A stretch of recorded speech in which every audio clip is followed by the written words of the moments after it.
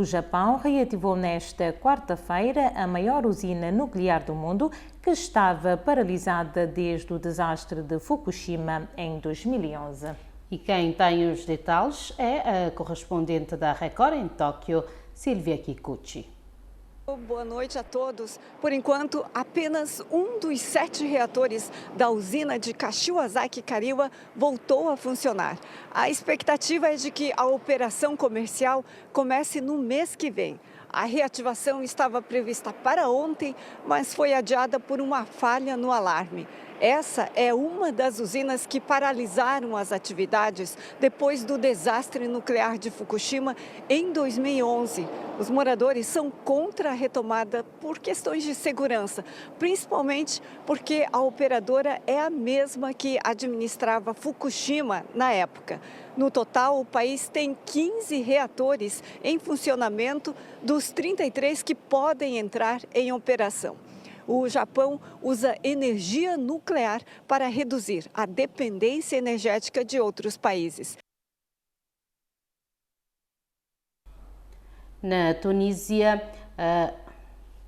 trazemos agora informações sobre a Tunísia, onde pelo menos 4 pessoas morreram após inundações provocadas pelas chuvas mais intensas registradas no país em mais de 70 anos. O mau tempo obrigou o encerramento de escolas, interrupção de transportes e mobilizou forças de proteção civil e o exército.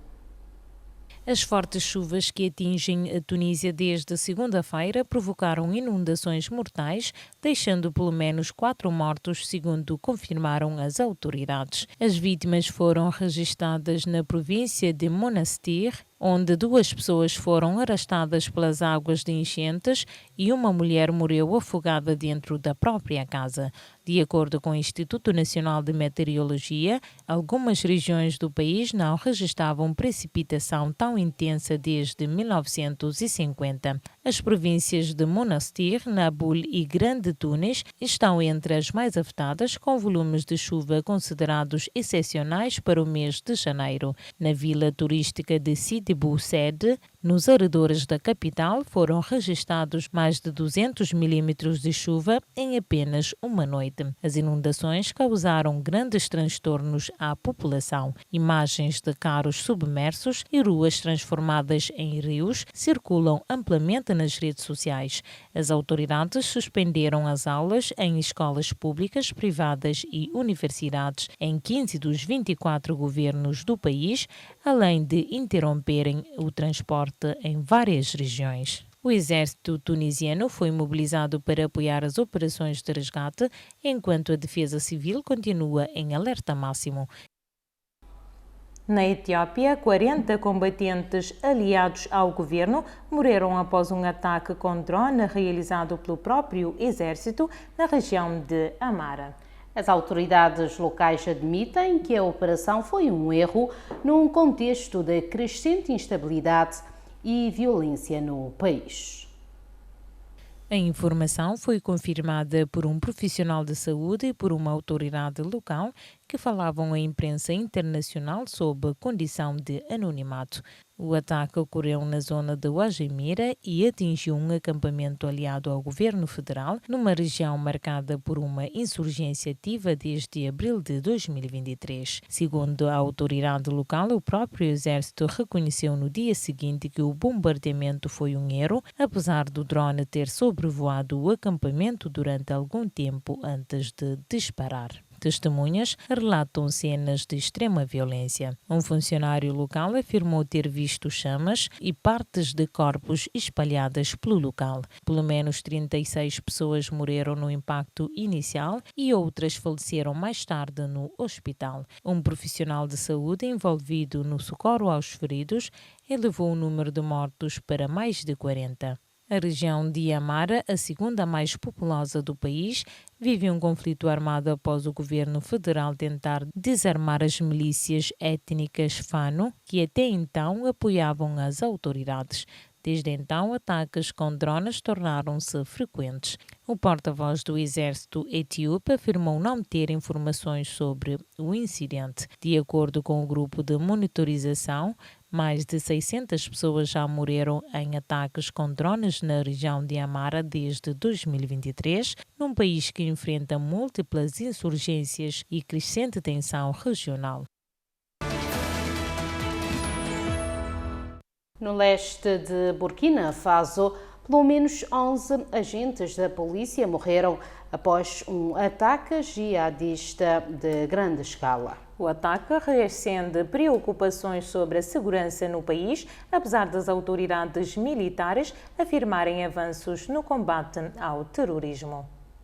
Fontes de segurança confirmaram que centenas de jihadistas atacaram um destacamento policial na localidade de Balga, na província de Gorma, região leste de Burkina Faso. 7 policiais morreram no local do ataque e outros 4 não resistiram aos ferimentos, elevando para 11 o número total das vítimas. O ataque foi reivindicado pelo Grupo de Apoio ao Islã e aos Muçulmanos, conhecido pela sigla JNIM, organização ligada à Al-Qaeda e uma das mais ativas na região do Sahel. De acordo com uma nova diretiva militar, os corpos das vítimas foram sepultados no próprio local do ataque e as forças policiais acabaram por se retirar da zona, deslocando-se para a cidade de Diapango. Desde que assumiu o poder em 2022, a junta militar liderada pelo capitão Ibrahim Traoré deixou de divulgar informações detalhadas sobre os ataques armados, alegando ter recuperado grande parte do território nacional. No entanto, dados do Grupo de Monitoramento de Conflitos indicam que Burkina Faso continua mergulhado numa espiral de violência iniciada em 2015, com dezenas de milhares de mortos civis e militares, mais de metade deles apenas nos últimos 3 anos.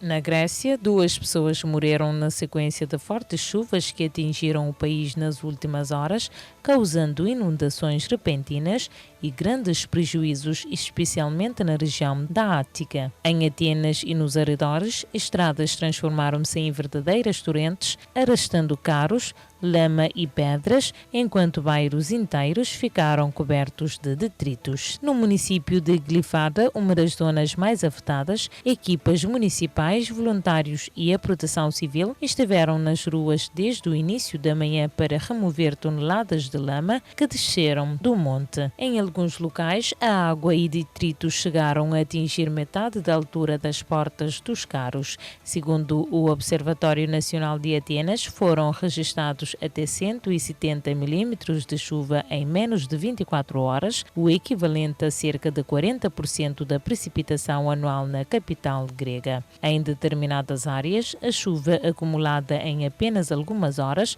correspondeu a 6 semanas de precipitação normal. E no Brasil, mais concretamente em Minas Gerais, um grave acidente envolvendo um autocarro de turismo deixou 5 pessoas mortas, entre elas um bebê na noite desta quarta-feira, na BR-251, em Francisco Sá, a 400 km do Belo Horizonte. Segundo militares, 43 pessoas ficaram feridas, com 9 em estado grave, sendo levada para hospitais mais próximos.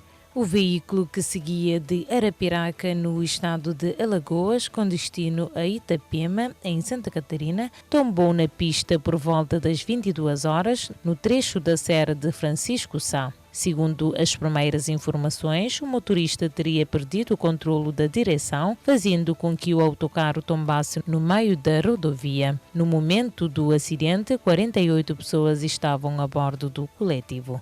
Segundo as equipas de resgate, 5 ocupantes morreram ainda no local e 3 das vítimas fatais ficaram presas sob o veículo, enquanto outras 2 foram lançadas para fora do veículo durante o tombamento. Entre os mortos está um bebê, aparentemente com menos de 1 ano.